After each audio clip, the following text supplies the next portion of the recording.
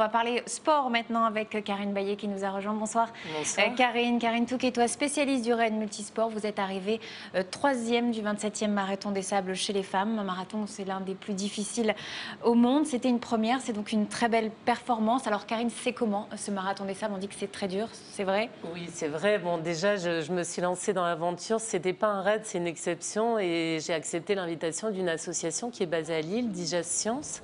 Et donc, nous étions 6 à participer à ce marathon des sables. Et c'est vrai que ça a été une des courses les plus dures, puisqu'on enchaînait quasiment un marathon chaque jour, avec une étape longue de 81 km. Tout ça sous 50 degrés, dans les dunes, le sable, avec la souffrance des pieds, avec... On voit sur les images, c'est 6 jours donc dans le désert marocain, un peu plus de 240 km. Oui, c'est ça. Et en fait, la particularité, c'est qu'on porte tout ce dont on a besoin toute la semaine. Donc, on est parti avec un sac de 7 kilos sans l'eau au départ. J'avais un des sacs les plus petits. Et chaque jour, comme on mangeait, ça s'allégeait un petit peu. Mais la fatigue aussi se faisait ressentir. Donc, c'est une sacrée épreuve. Vous l'avez dit, il faisait chaud, vous deviez gérer aussi l'eau. C'est peut-être ça aussi la particularité de ce marathon? Oui, c'est vrai qu'on a un quota d'eau, donc tous les matins on allait chercher notre eau et puis on devait fonctionner avec cette eau. Maintenant on n'a pas manqué.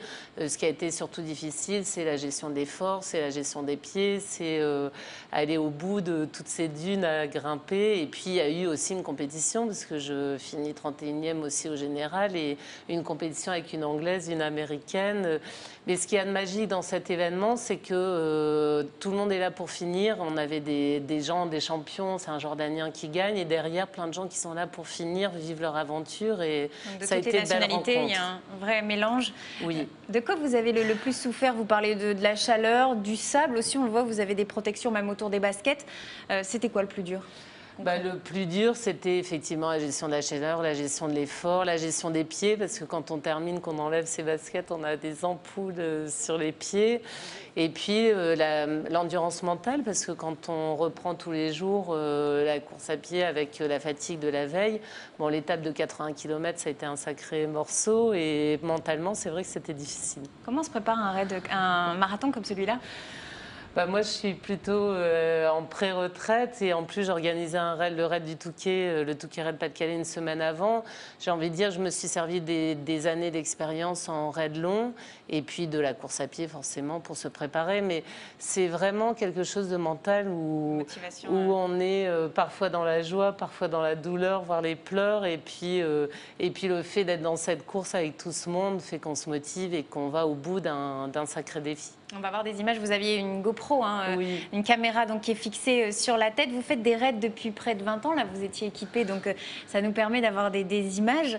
Pour vous, c'est l'un de vos plus beaux exploits, ce marathon qui est l'un des plus difficiles au monde? Pas un des plus beaux. C'est vrai que c'est une belle fierté? course. Oui, c'est une grande fierté, parce que je l'ai fait un petit peu au pied levé pour faire plaisir. Et finalement, je me suis prêtée au jeu de la course, des paysages, d'être allée au bout de cette épreuve. On m'avait dit, c'est vraiment une course à vivre une fois dans sa vie, et je suis contente de l'avoir réalisé.